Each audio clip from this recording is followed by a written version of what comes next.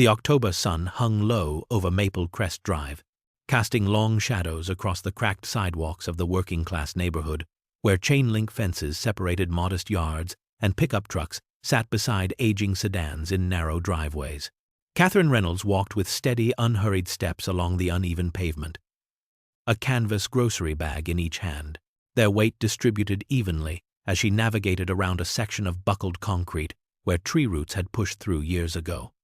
She was a woman who drew no particular attention, late 40s, perhaps early 50s, with gray threading generously through brown hair, pulled back in a practical bun that had loosened slightly during her walk from the Safeway 3 blocks over. Her jeans were faded at the knees, worn soft from countless washings, and her jacket, a nondescript tan windbreaker, had seen better years. Its cuffs frayed and one zipper pull missing. The neighborhood was quiet in that particular way of a Tuesday evening when people were inside preparing dinner, the sounds of television news programs and clattering dishes drifting through screen doors along with the smell of cooking meat and onions. A dog barked somewhere in the distance, then fell silent. Catherine's sneakers made soft scuffing sounds against the pavement, the only immediate noise in the stillness.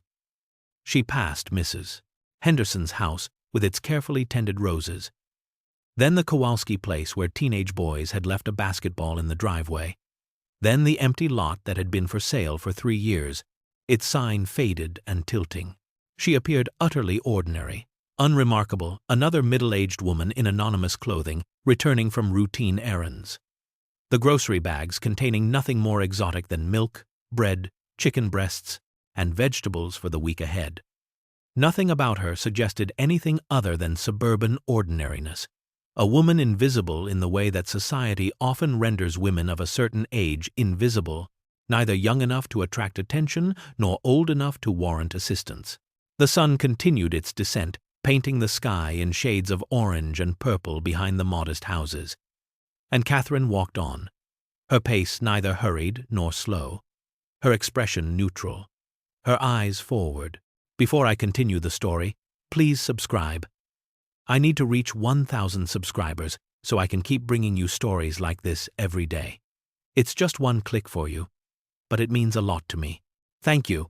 Across the street, outside the quick-stop convenience store with its flickering neon beer signs and grated windows, 3 men in their late 20s to early 30s had been drinking for the better part of 2 hours, brown-bagged tall boys of cheap beer accumulating in a small pile near the curb where they sat on the concrete parking bumper. Marcus Devlin, the obvious center of the group's attention, was a lean man of 32, with a shaved head and elaborate tattoo sleeves covering both arms from shoulder to wrist skulls, and flames and barbed wire rendered in black ink that had blurred slightly with age and cheap artistry. He took a long pull from his beer and watched Catherine pass on the opposite sidewalk, his eyes tracking her movement with the calculating focus of a predator assessing prey. "Look at that," he said, his voice carrying the slight thickness of alcohol, loud enough for his companions to hear. Walking all alone, nobody around. Derek Paulson, shorter and stockier with a patchy beard and a Baltimore Ravens cap pulled low, followed Marcus's gaze and laughed. The sound nervous and eager at once, the laugh of a man who wanted approval and feared disapproval in equal measure. Travis Kemp, the youngest at 27, with acne scars still visible on his cheeks and a too large jacket hanging from thin shoulders, said nothing but stood up, swaying slightly, his eyes on the woman carrying her grocery bags. Marcus crushed his empty can with one hand and tossed it toward the overflowing trash bin, missing by 2 feet. "Easy money," he said, standing and brushing off the seat of his jeans. "Look at her, probably got cash. Credit cards. She ain't gonna do nothing." The casual cruelty in his voice suggested this wasn't theoretical, that the gap between talking and acting had narrowed considerably with each beer.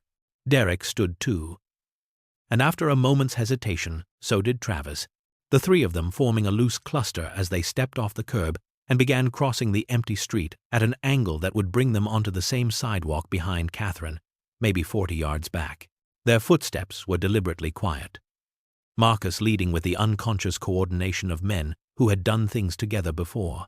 things they hadn't discussed with anyone else afterward.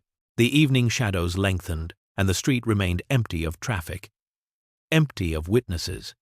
Just a middle-aged woman walking home and 3 men following at a distance that was closing steadily, their intentions unspoken but clearly understood among themselves, hanging in the air like the smell of stale beer and concrete dust.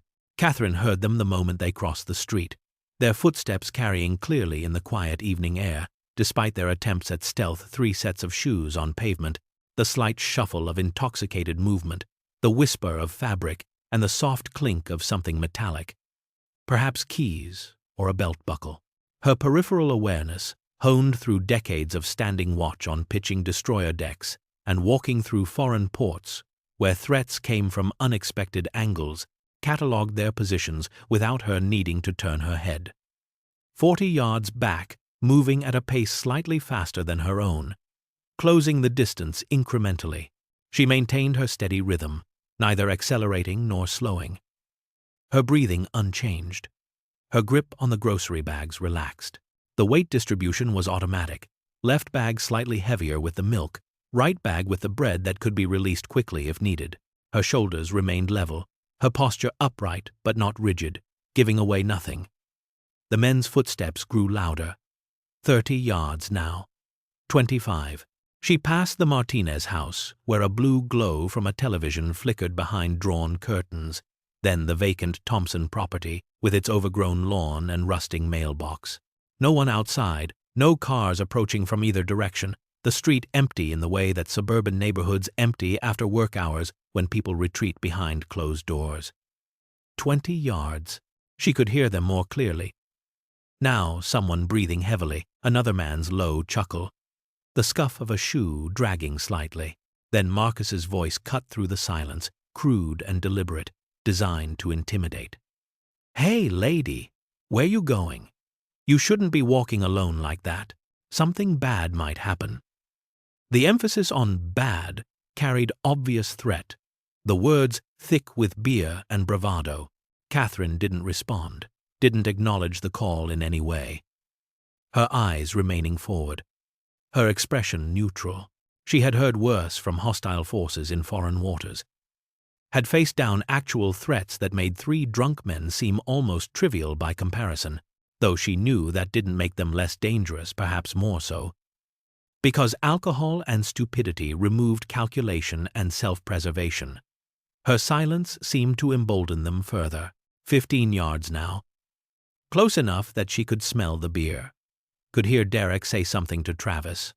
Words too low to distinguish, but the tone encouraging, conspiratorial. Marcus called out again. Louder this time. The crude comment escalating, demanding acknowledgement. Still Catherine walked on, her face showing nothing. Her body language controlled and purposeful, giving them neither fear nor defiance. Simply continuing toward her destination, as if they didn't exist. Marcus interpreted Catherine's silence as exactly what he expected: fear, rendering her mute. Weakness, keeping her moving forward, instead of confronting them.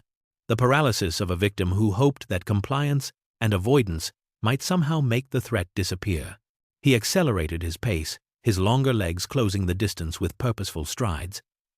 Derek and Travis matching his speed until they were 20 feet behind her, close enough now to see the graying strands that had escaped from her bun, to note the worn heels of her sneakers, to count the items visible at the top of her grocery bags. "Those bags look heavy," Marcus called out, his voice taking on a mock-friendly tone that made the threat worse, more invasive. "Why don't we help you carry them? Where do you live? We'll walk you home, make sure you get there safe." The false courtesy was somehow more menacing than outright aggression, the pretense of benevolence masking clear malice. Derek laughed, the sound high and nervous. A man caught up in the momentum of group dynamics, where individual judgment dissolved into collective action, where he was doing things he might not do alone, but couldn't seem to stop now that they were in motion. Travis hung back slightly, his footsteps less certain, something in his face suggesting doubt, hesitation, a flicker of conscience, or perhaps just fear of consequences. But he followed nonetheless, unwilling to break from the pack. Catherine reached the corner of Maple Crest Drive and turned right without pause. Without looking back, her movement smooth and deliberate. The street she entered was a dead-end cul-de-sac, a short stretch of cracked asphalt ending in a rounded turning circle. 5 houses total, 2 on the left, 3 on the right, all modest single-story ranches with attached garages and small front yards. No through traffic, no reason for anyone to be here, unless they lived here. The strategic disadvantage of the dead end was obvious. A tactical error that most people would recognize too late. A place where escape routes narrowed to nothing. Yet Catherine turned onto it without hesitation, still maintaining her steady pace, still not running, still not calling for help, though several houses showed lights in their windows, and at least one had a car in the driveway suggesting someone was home.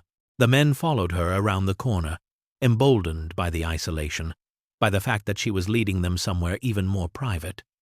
Somewhere the chances of interruption decreased with every step. Catherine's house was the third on the right. A single-story ranch with pale yellow siding that had faded to cream in the weather. A composition roof that needed replacing within a year or two, and a neatly maintained front yard where grass grew thick and even, trimmed to precisely 2 inches, bordered by mulched flower beds that showed the kind of disciplined attention to detail that most neighbors lacked. A concrete driveway led to a single-car garage, and a flagpole stood near the front walk. Empty now, though the hardware clinked softly against the aluminum pole in the evening breeze. She turned into the driveway, her sneakers transitioning from sidewalk to concrete with a subtle change in sound, and walked toward her front door, a plain white door with a brass knocker and a peephole at eye level. The men, sensing their opportunity narrowing, accelerated to 15 feet behind her, close enough now that Marcus could reach out if he extended his arm, close enough that the isolation of the location, the dead-end street, the lack of pedestrians, the houses with their curtains drawn against the darkening evening, emboldened them completely. Marcus stepped forward, his right hand extending toward Catherine's shoulder. His fingers spread to grab fabric or flesh, his face showing the confident anticipation of someone who believed the outcome was already determined. Catherine set down her grocery bags. The movement was neither hurried nor hesitant, but deliberate and precise. Each bag placed carefully on the concrete driveway, with the bottom flat and the contents secure, the kind of attention to detail that someone might give to staging equipment before a procedure, clearing the deck before action. Then she turned, a smooth pivot on her left foot, and for the first time since they'd started following her, she faced them directly. Her expression stopped Marcus mid-reach, his hand still extended in the air between them. Fingers now curling uncertainly. There was no fear in her face, none of the wide-eyed panic or tearful pleading they might have expected from a victim.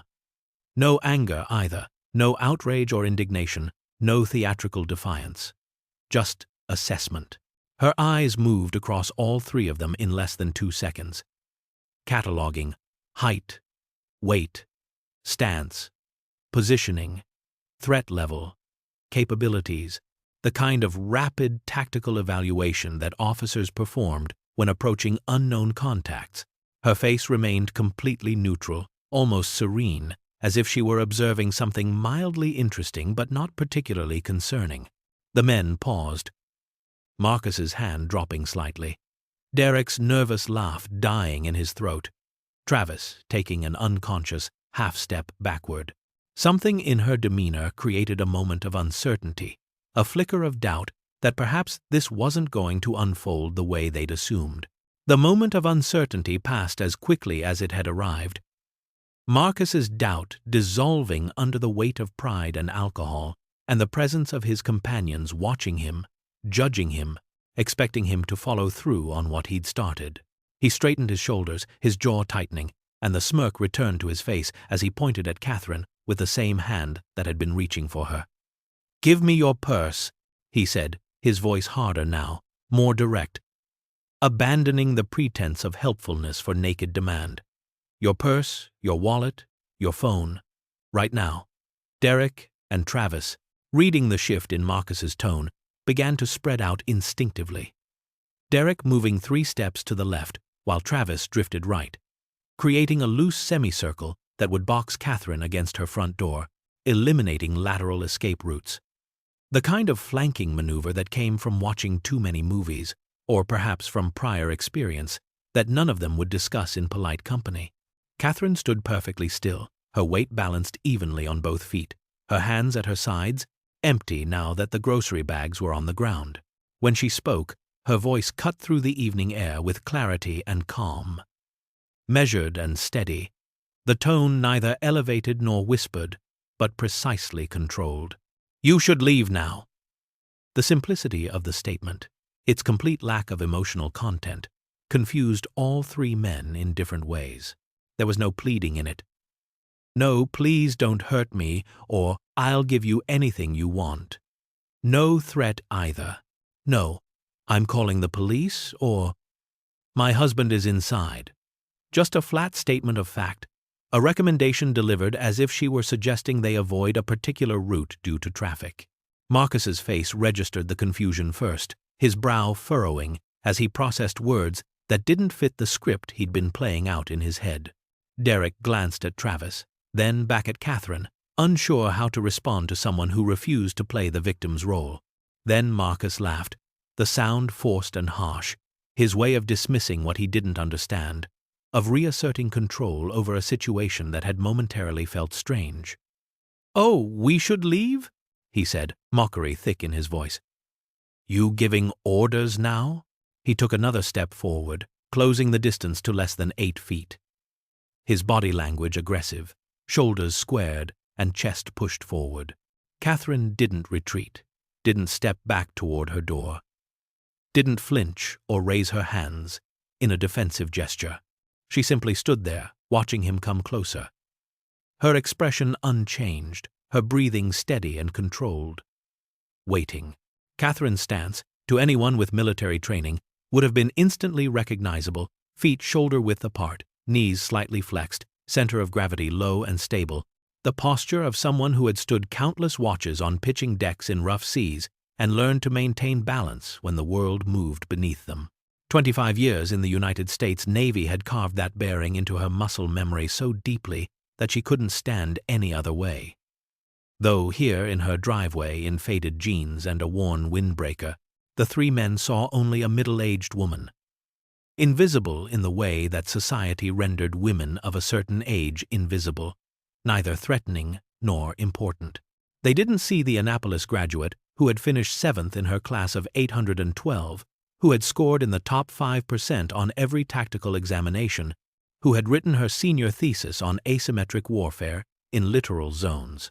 They didn't see the junior officer who had served on destroyers in the Persian Gulf, standing 4-hour watches in CIC, with her eyes on radar screens and her hands on weapons systems, making split-second decisions about contacts and threats, while missiles flew overhead during Operation Iraqi Freedom.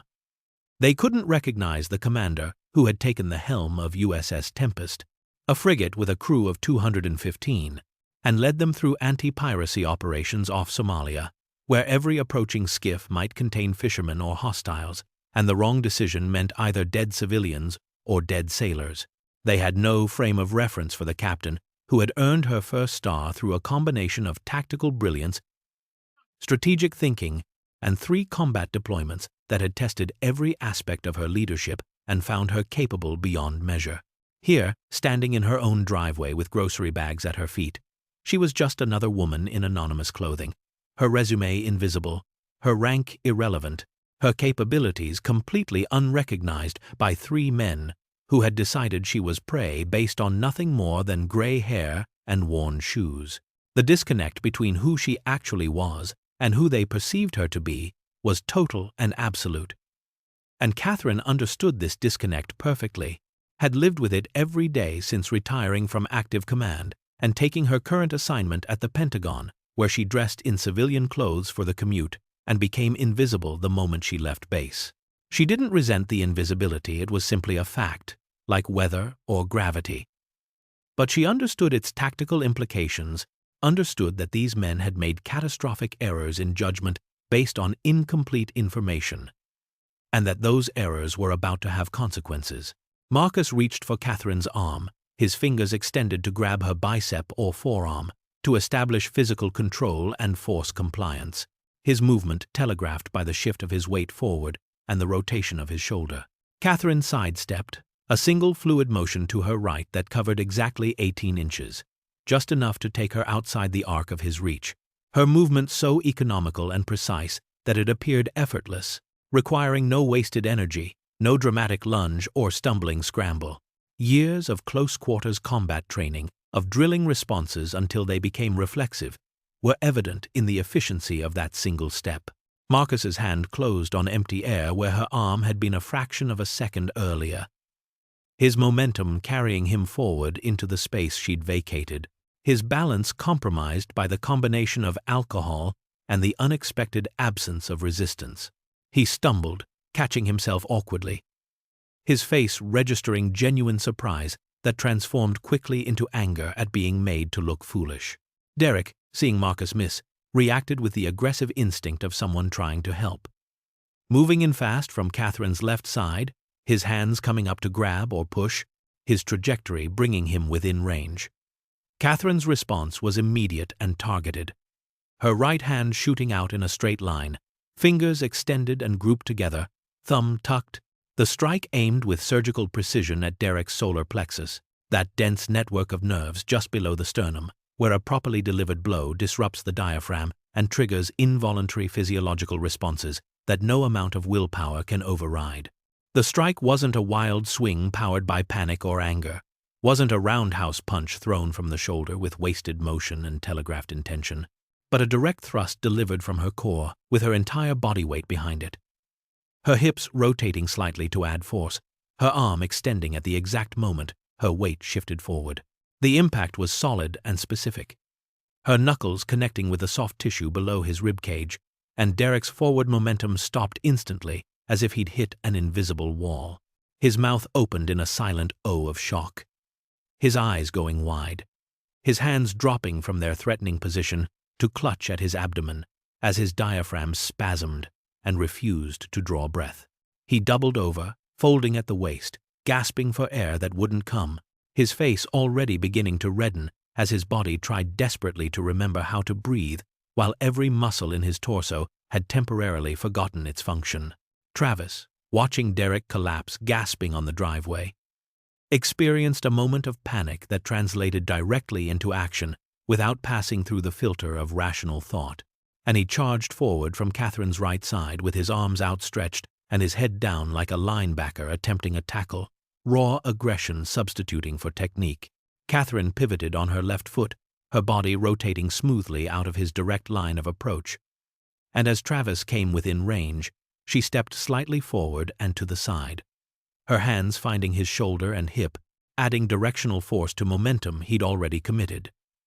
Using his own speed and body weight against him in a classic redirection that required almost no strength, just timing and positioning, Travis stumbled past her, unable to stop or correct, his feet tangling as he tried to adjust to her absence from where he'd expected her to be. And he went down hard onto her front lawn, sprawling face first into the grass with enough force to knock the wind from his lungs, his hands instinctively braking his fall.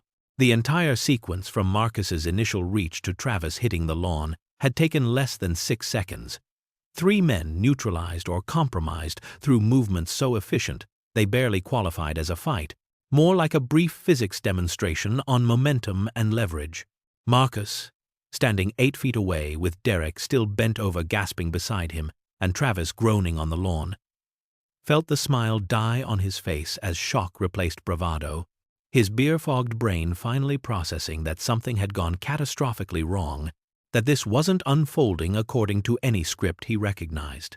His right hand dropped to his jacket pocket, fumbling briefly before emerging with a folding knife, a 4-inch blade that snicked open with a metallic click that seemed loud in the quiet street, the steel catching the last rays of sunset and throwing back orange light.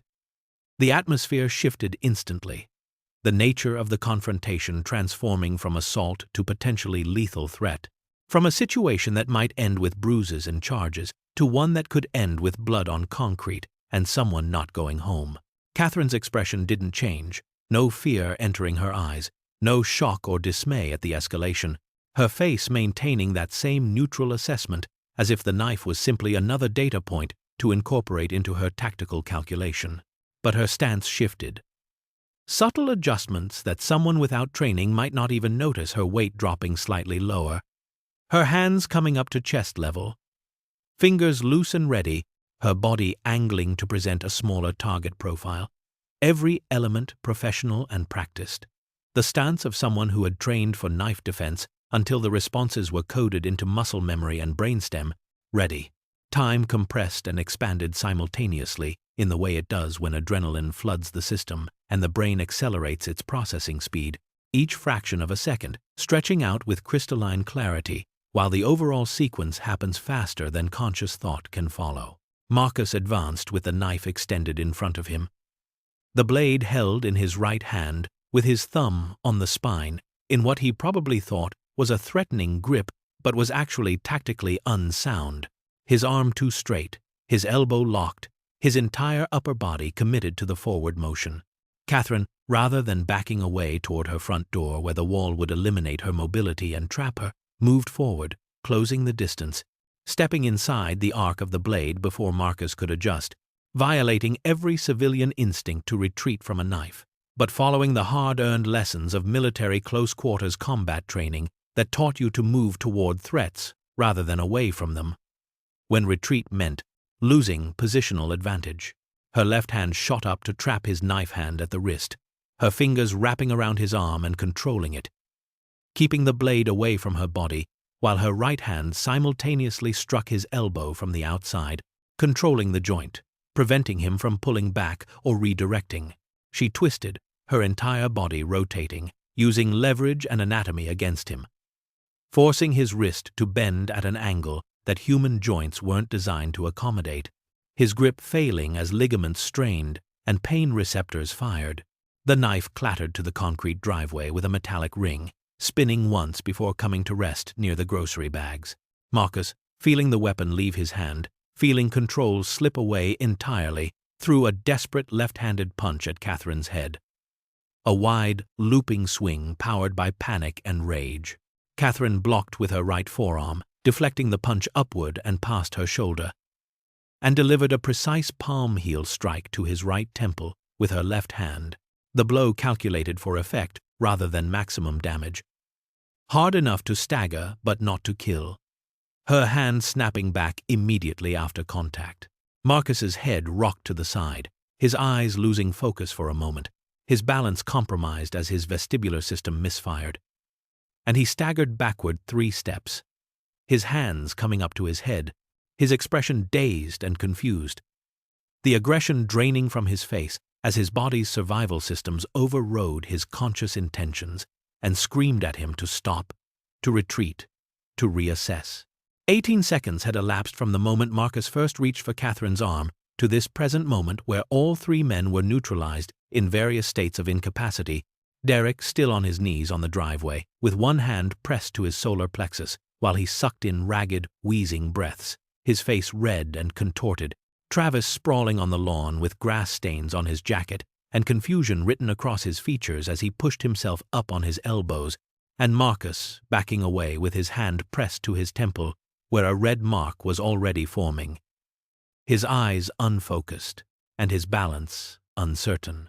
Catherine stood in essentially the same spot where she'd set down her grocery bags, her breathing controlled and steady, showing no signs of exertion, despite having engaged and neutralized 3 attackers in rapid succession, her chest rising and falling at a normal resting rate that suggested her cardiovascular system hadn't even registered the encounter as strenuous activity. Her expression remained neutral. That same calm assessment, watching the 3 men with the detached attention of someone observing expected results from a known equation. She reached into her right jacket pocket with deliberate slowness, her movements smooth and unhurried, her hand disappearing into the worn fabric. All 3 men tensed visibly despite their various states of distress, their bodies going rigid with the expectation of a weapon emerging, perhaps a gun that would transform their catastrophic mistake into something even worse. perhaps pepper spray or a taser, some instrument that would compound their already overwhelming defeat. Derek tried to straighten up, failed, remained on his knees. Travis stopped trying to rise and froze in place. Marcus's hand dropped from his temple, and he raised both palms in an instinctive gesture of surrender, his mouth opening to say something, to plead or protest or apologize. Catherine's hand emerged from her pocket holding a smartphone, a standard iPhone in a simple black case, nothing threatening about it except what it represented: connection to the outside world, to authorities, to consequences that extended far beyond this driveway. She held it in her right hand, her thumb moving across the screen with the practiced ease of someone who used technology regularly, unlocking it with a single gesture. The men stared at the phone as if it were indeed a weapon, which, in a sense, it was. More dangerous to them now than any gun because it meant documentation, evidence, official involvement, the transformation of their assault from a dark secret into a matter of permanent record. Catherine's thumb moved across the screen, tapping 3 digits with precision, never taking her eyes off the 3 men as she brought the phone to her ear, her gaze moving systematically between Marcus, Derek, and Travis, maintaining visual contact with all potential threats, even though they were clearly no longer interested in continuing their assault. The phone rang once, twice, then connected, and Catherine spoke in a voice that was calm, clear, and utterly professional, the tone of someone delivering a routine report rather than calling for help after a violent encounter. "This is Admiral Catherine Reynolds. Service number 4-768-89203, she said, each word enunciated with perfect clarity, her voice carrying easily in the quiet evening air. "I need local police at 847 Maple Crest Drive. 3 suspects attempted assault with a deadly weapon. Situation is contained. No injuries to reporting party. Suspects are on scene and subdued." The word Admiral hit the 3 men like a physical blow, perhaps more devastating than any of the strikes Catherine had delivered during the brief confrontation. Marcus's face, already pale from the blow to his temple, went absolutely white, the color draining so rapidly it was visible even in the fading light, his eyes widening as his mouth fell open in an expression of pure, unfiltered shock. Derek, still on his knees and breathing raggedly, stopped gasping for a moment as the word registered, his head snapping up to stare at Catherine with an expression that progressed from disbelief to dawning comprehension to absolute horror in the space of 3 seconds. Travis, halfway to his feet, froze completely, one hand still on the grass, his face cycling through emotions so quickly they blurred together: confusion, denial, realization, terror. Admiral, not a word any of them had expected to hear, not a title that belonged in this suburban neighborhood, not a rank that should be attached to a middle-aged woman in worn jeans carrying groceries. An admiral in the United States Navy, a flag officer, one of the most senior positions in the entire military structure, someone who commanded thousands of personnel and billions of dollars in assets, someone whose assault carried federal implications and consequences that extended far beyond ordinary criminal charges.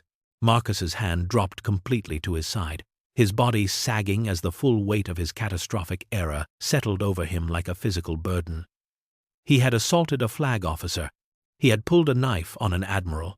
The implications cascaded through his beer-fogged consciousness with increasing horror: federal charges, military police involvement, prosecutors who would make examples. Sentences measured in years, if not decades. Catherine continued speaking into the phone, her voice maintaining that same professional, clinical tone as she provided details to the dispatcher with a kind of precision that came from years of filing after-action reports and incident summaries, where every word mattered and vagueness could mean the difference between clarity and confusion. 3 male suspects, late 20s to early 30s, all Caucasian. Primary suspect is approximately 6 feet tall, shaved head, extensive tattoo sleeves on both arms, currently disoriented from defensive strike. Second suspect is 5 to 8. Stocky build, facial hair. Baltimore Ravens cap. Experiencing respiratory distress from solar plexus strike. Third suspect is 5 to 10, Thin build, brown jacket, currently on the ground. One knife involved, 4-inch folding blade, currently secured on the driveway. No other weapons visible. Suspects are not attempting to flee. I can maintain visual on all three until officers arrive. Each detail was delivered with the same measured cadence. No emotion coloring her words, just facts arranged in logical order for maximum utility. Marcus stood 8 feet away. His hand still pressed against his temple, where a dull throbbing had begun to compete with the panic flooding his nervous system, and tried to process what was happening, tried to understand how an evening that had started with beer and bravado had arrived at this impossible moment. An admiral. A fucking admiral. The words repeated in his mind like a skipping record. Each repetition, bringing new layers of horror as implications cascaded through his consciousness. He hadn't just assaulted some random woman who could file a police report for simple assault, charges that might result in probation or a few months in county jail. He had assaulted a flag officer of the United States Navy, someone whose rank was protected by federal statute, someone whose person was effectively government property, someone whose assault triggered entirely different mechanisms of justice. Federal charges. Military investigation. The Naval Criminal Investigative Service would be involved. Prosecutors from the Department of Justice. This wasn't going to be handled by some overworked county attorney looking to plead it down to lesser charges. This was going to be federal court with federal sentencing guidelines and mandatory minimums, and prosecutors who built careers on making examples of people who assaulted military personnel. Derek had managed to sit up fully now, his breathing still labored but functional, and he had clearly overheard Catherine's identification because the blood was draining from his face in a way that had nothing to do with oxygen deprivation. His eyes fixed on her with an expression of absolute devastation as his mind performed the same calculations Marcus was running, arriving at the same horrifying conclusions about prison sentences measured not in months but in years, about felony convictions that would follow them forever, about how completely and irrevocably they had destroyed their futures in 18 seconds of catastrophically poor judgment. Sirens approached in the distance. The distinctive wail of police cruisers cutting through the quiet suburban evening, growing louder with each second, the sound carrying clearly across the empty streets and announcing that the official response was imminent, that the window for any alternative outcome had closed completely. Catherine ended her call with a single tap of her thumb, lowered the phone, and regarded the three men with that same neutral expression she'd maintained throughout the entire encounter, her face showing neither satisfaction nor anger, neither triumph nor sympathy, just calm, professional assessment. When she spoke again, her voice carried that same measured, educational tone, almost professorial, as if she were teaching a class on proper procedure rather than addressing three men who had just assaulted her. "You have the right to remain silent," she began, reciting the Miranda warning from memory with perfect accuracy, each word delivered with careful enunciation. "Anything you say can and will be used against you in a court of law. You have the right to an attorney. If you cannot afford an attorney, one will be provided for you." The words, familiar from countless television shows and movies, took on terrible new weight. When delivered in this context, in this driveway, with those sirens growing louder, and three men facing the complete destruction of their futures, Travis, still on the lawn where he'd fallen, began to cry. Actual tears streaming down his face as his body started to shake, the reality of what they'd done and what was about to happen, breaking through whatever bravado or delusion had carried him this far. His youth suddenly apparent as the hard edges dissolved into terrified vulnerability. Derek, managing to stand now though still clutching his abdomen, began apologizing frantically, words tumbling out in a desperate stream. "I'm sorry. I'm so sorry. We didn't know. Please. We were just drunk. We weren't really going to hurt you. Please. God, I'm so sorry. Please." His voice cracked and rose in pitch, panic making him incoherent, as if the right combination of words might somehow undo the last few minutes, might reset the timeline to before they'd crossed the street. Marcus could only stare, his hand still against his temple, his mouth slightly open, his eyes fixed on Catherine's face as the full weight of his catastrophic mistake settled over him like a physical burden pressing down on his shoulders, compressing his chest, making it hard to breathe. The sirens were very close now, perhaps 2 blocks away, and the orange and blue flash of emergency lights became visible, reflecting off houses and trees, painting the neighborhood in alternating colors that announced official consequences were seconds away.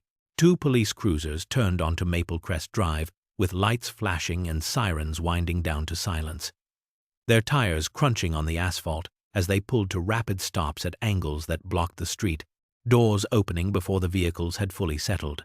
4 officers emerged with practiced efficiency, their hands on their sidearms but not drawn, their eyes scanning the scene with the rapid assessment that training and experience demanded. 1 woman standing calmly, 3 men in various positions of distress, a knife visible on the concrete. No active violence. A 3rd cruiser arrived seconds later, pulling up behind the first 2, adding 2 more officers to the response.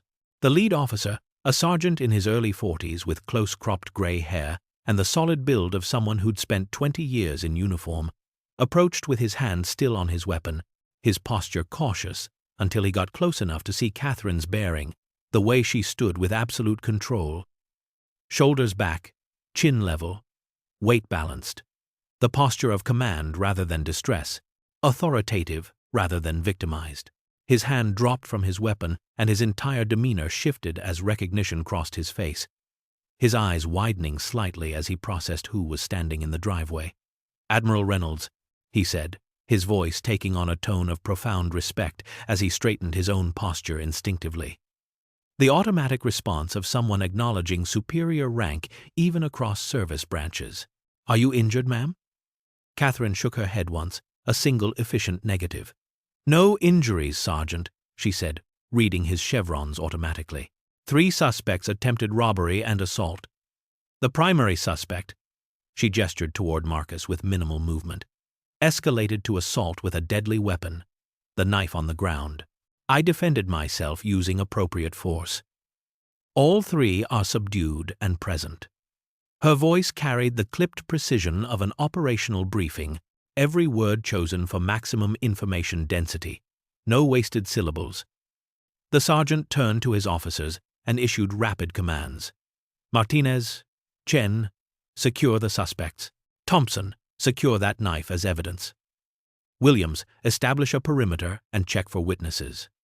The officers moved immediately, approaching the 3 men with professional efficiency.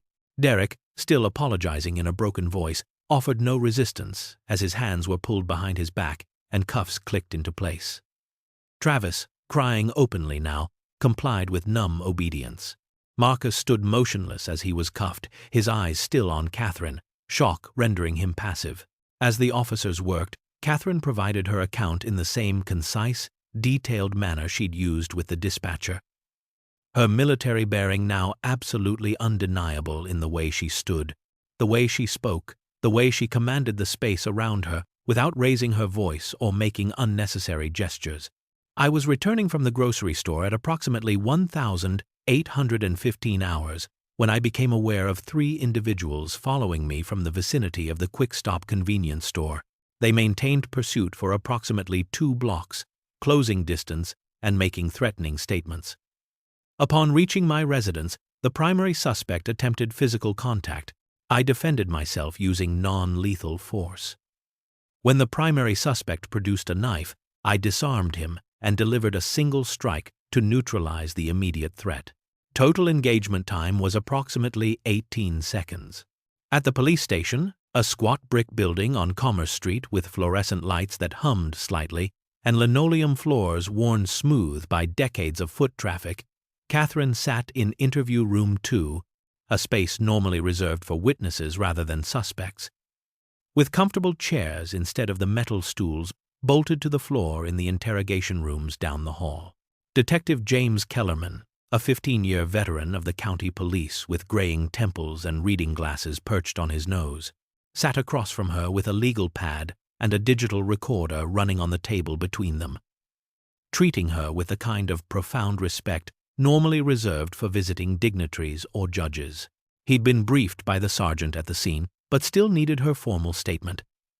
And as Catherine described the incident in chronological order with the same precise detail she'd provided at her house, he found himself asking about her background, needing context for how a woman in her late 40s had neutralized 3 men, one armed, in under 20 seconds. Catherine answered matter-of-factly, her tone unchanged, as if she were reading from a personnel file rather than describing an extraordinary career. "I'm currently assigned as Deputy Director of Naval Intelligence at the Pentagon," she said, her hands folded calmly on the table. "Prior to that assignment, I commanded Destroyer Squadron 21 out of Norfolk, from 2022 to 2024. Before that, I commanded USS Tempest, a guided missile frigate, from 2019 to 2021. I've completed 3 combat deployments, 2 to the Persian Gulf and 1 to the Horn of Africa, conducting anti-piracy operations. I graduated from the United States Naval Academy in 1999, commissioned as an ensign, and received my first star in 2021. She paused, noting the detective's expression.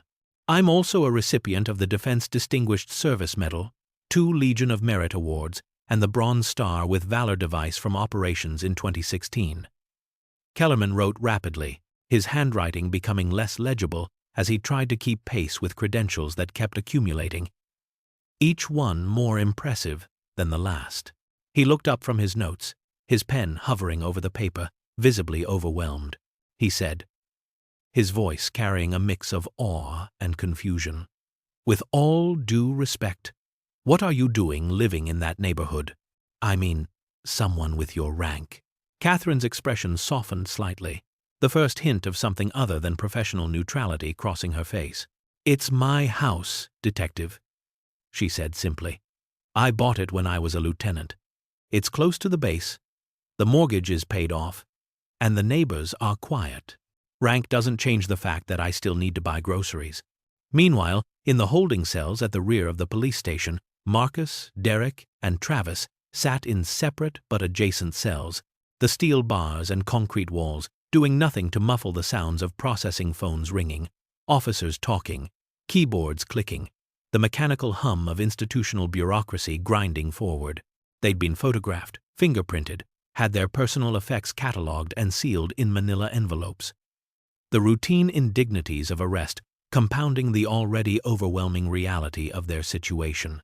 Marcus sat on the metal bench, bolted to the wall, his head in his hands, the throbbing in his temple having given way to a deeper, more persistent ache that had nothing to do with physical pain. Derek paced in his cell, 3 steps one direction and 3 steps back, his breathing normal now but his face still showing the pallor of shock. Travis hadn't moved from where the officer had left him, sitting motionless with his back against the concrete block wall, his eyes red and unfocused. The steel door at the end of the corridor opened with a heavy clang, and a man entered wearing a Navy service uniform, khaki pants and shirt with black shoulder boards, bearing 4 gold stripes, a captain, equivalent to a full colonel in other branches. He was perhaps 50 years old, his hair silver at the temples, his bearing ramrod straight, his face set in an expression of cold professionalism that suggested this was not a social visit. He conferred briefly with the duty officer, then approached the cells with measured steps, his shoes clicking on the concrete floor. He stopped in front of Marcus's cell, his hands clasped behind his back, and when he spoke his voice was flat and precise, carrying the authority of someone accustomed to being heard and obeyed.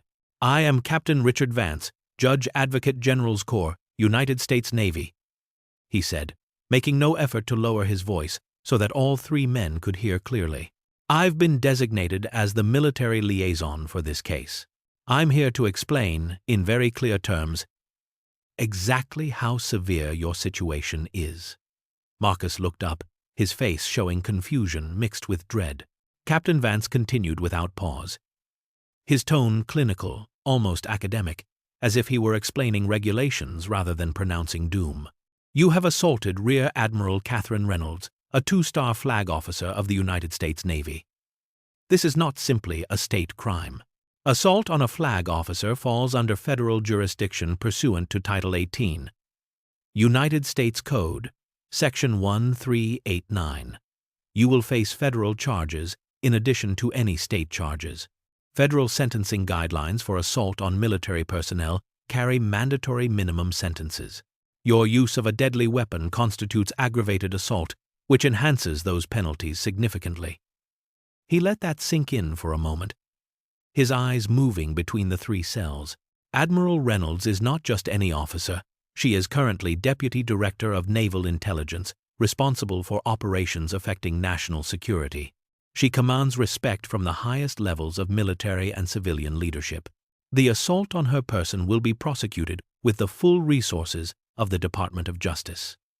Marcus felt the last remnants of his bravado, already shattered, dissolve completely as the reality crystallized with terrible clarity. They hadn't just assaulted a woman. They had assaulted one of the most powerful officers in the United States military. Someone whose rank placed her among perhaps 200 people in the entire Department of Defense structure. Someone whose assault would be treated not as street crime, but as an attack on military authority itself. In a conference room at the police station with better lighting and a large monitor mounted on the wall, Catherine sat beside Detective Kellerman as a technician queued up footage from her home security system, a 4-camera setup she'd installed 3 years ago with coverage of the front yard, driveway, side approaches, and rear entrance. The timestamp in the corner read 18 hours, 17 minutes, and 34 seconds as Catherine walked into frame carrying her grocery bags. The image quality surprisingly clear in the early evening light, good enough to capture facial features and precise movements. The 3 men appeared 18 seconds later, their positions and body language clearly threatening even without audio. Catherine watched her own actions unfold on screen with clinical detachment. Seeing herself set down the bags, turn, assess, respond. The footage captured every moment: Marcus reaching, Catherine sidestepping, Derek moving in, her strike to his solar plexus perfectly centered, Travis charging, his redirection onto the lawn, Marcus drawing the knife with its blade catching the light, Catherine moving forward rather than back. The disarming sequence happening so quickly, the technician had to replay it at half speed to see the individual hand movements, the final strike to Marcus's temple, all of it unfolding with brutal efficiency. Assistant District Attorney Robert Chen arrived midway through the second viewing, a trim man in his late 30s carrying a leather briefcase and wearing an expression of focused intensity that came from handling serious felonies. He watched the remaining footage in silence, then asked to see it again from the beginning. Catherine sat quietly while the prosecutor watched a third time, his eyes fixed on the screen, occasionally leaning forward to study a particular moment. When the footage ended with officers arriving, Chen sat back in his chair and shook his head slowly, not in disapproval, but in something closer to wonder. 18 seconds, he murmured, more to himself than to the others in the room. From first physical contact to all 3 neutralized in 18 seconds. He turned to Catherine, his expression showing profound respect mixed with professional curiosity. Admiral, I've prosecuted hundreds of assault cases, watched countless security footage of altercations. I've never seen anything like this. The control, the precision, every action was textbook self-defense, proportional force, no excessive violence, perfect documentation of escalation. Catherine's response was characteristically simple, her tone unchanged, matter of fact. 25 years of training, Mr. Chen, she said. Hand-to-hand combat certification every year, qualification courses, tactical exercises. When you drill responses thousands of times, they become instinctive. I didn't think about what to do. My body already knew. She paused, glancing at the frozen image on the screen showing her disarming Marcus. It's no different than any other professional skill. Practice until competence becomes automatic. 3 days later, the story broke nationally when a reporter at the Washington Post, tipped off by a source in the county prosecutor's office, filed a story with the headline, "Navy Admiral defends herself against 3 attackers. Surveillance footage shows 18-second takedown." The article went live at 6 in the morning on Thursday, and within 3 hours had been shared 40,000 times across social media platforms. The combination of elements, female flag officer, attempted assault, dramatic self-defense, clear video evidence, creating the kind of viral momentum that transcended normal news cycles. By noon, the surveillance footage, released to media with Catherine's reluctant permission after the prosecutor argued it would support the prosecution and serve public interest, had been viewed over 2 million times. Military communities responded with immediate celebration. Veterans forums erupting with pride and commentary, active duty personnel sharing the video with variants of "Don't mess with Navy leadership," and "This is what 25 years of training looks like." Self-defense instructors from across the first country began posting frame-by-frame analyses of Catherine's techniques, breaking down her footwork, her strikes, her disarming sequence, holding her up as a perfect example of proportional force and tactical efficiency. Women's advocacy groups praised her composure and capability, with statements from organizations like the National Organization for Women, highlighting how Catherine had demolished stereotypes about middle-aged women being vulnerable targets. News networks ran the story on evening broadcasts, talking heads debating federal charges and assault statistics, while the footage played on loop in the background. Catherine, profoundly uncomfortable with the attention, issued a brief written statement through the Navy's Public Affairs Office on Friday afternoon. Her discomfort evident even in the carefully worded text. The incident that occurred was unfortunate but has been resolved through proper legal channels. I responded to a threat using training that all military personnel receive. With proper instruction and practice, anyone can develop effective self-defense capabilities. I had more training than most 25 years of it, but the principles are accessible to everyone. I hope this incident encourages people to seek out quality self-defense education rather than viewing me as exceptional. I was simply prepared. The statement did little to dampen public interest, which continued to build through the weekend as more outlets picked up the story. As opinion pieces appeared discussing everything from military readiness to societal assumptions about age and gender, as the footage continued to spread across platforms with millions more views and countless comments analyzing every second of the encounter. 6 months later, on a cold March morning in federal court, Marcus Devlin received 8 years in federal prison, followed by 3 years supervised release, the judge citing the use of a deadly weapon against a flag officer as warranting the maximum sentence under guidelines. Derek Paulson received 6 years, his lesser role acknowledged, but his participation in the assault deemed serious enough to warrant substantial incarceration. Travis Kemp, whose attorney successfully argued he'd shown hesitation and remorse, received 5 years. The minimum the prosecutor would accept, given the federal charges under Title 18, Section 1389. All 3 men had pleaded guilty after their attorneys explained that fighting the charges with clear video evidence and a victim of Admiral Reynolds' credibility would be professional suicide, that trials would likely result in longer sentences, that accepting responsibility was their only path to limiting the damage. State assault charges ran concurrent with federal sentences, a small mercy that changed nothing about the years ahead of them in federal correctional facilities. Catherine had returned to her work at the Pentagon within days of the incident. The brief disruption filed away in her mind as an unfortunate but resolved situation, something that had happened and been handled, and now existed primarily as paperwork and legal proceedings that required occasional attention but didn't fundamentally alter her daily existence. She still lived in the same house, still walked to the same grocery store, still maintained the same routines that had defined her civilian life for years. Her neighbors, now fully aware of who lived among them, treated her with a new dynamic respect mixed with awe, friendly greetings that carried an undercurrent of reverence, waves and smiles that acknowledged her differently than before. Mrs. Henderson brought over cookies and thanked her for making the neighborhood safer. The Kowalski teenagers asked if she could teach them self-defense, which she politely declined, suggesting they enroll in proper martial arts classes. She remained the same person, fundamentally quiet, unassuming, carrying groceries home from the store in worn jeans and a faded jacket. Her gray hair pulled back in the same practical bun, her routine unchanged.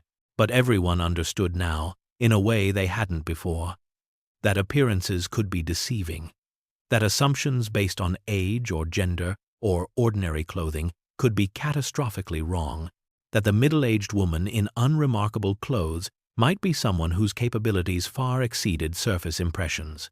The street where it happened, Maple Crest Drive with its 5 modest houses and dead-end configuration, had become measurably safer in the months since, crime statistics for the area dropping as would-be predators thought twice before targeting anyone, knowing that you never truly knew who you were approaching, that the vulnerable target might be anything but vulnerable. Catherine's legacy, she sometimes reflected during her evening walks, wasn't just in the classified briefings she delivered at the Pentagon, or the naval strategies she helped develop, or the commands she'd held across 25 years of service.